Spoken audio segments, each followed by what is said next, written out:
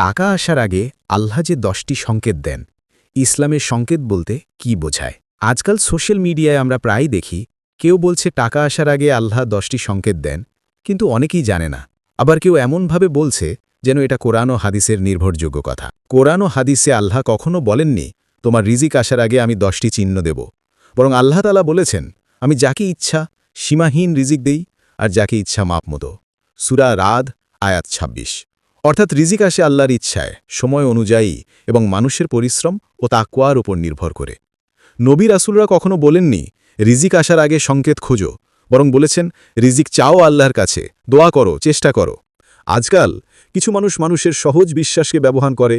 তারা বলে আল্লাহর বিশেষ সংকেত পেয়েছি, রিজিকের গোপন ইঙ্গিত, স্বপ্নে দেখা সংকেত ইত্যাদি।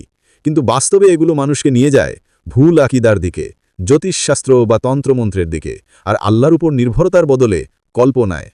আল্লাহ তাআলা বলেন, আর যদি জনপদবাসী ঈমান আনত এবং তাকওয়া অবলম্বন করত, তাহলে আমি তাদের জন্য আসমান ও জমিনের বরকতের দরজা খুলে দিতাম।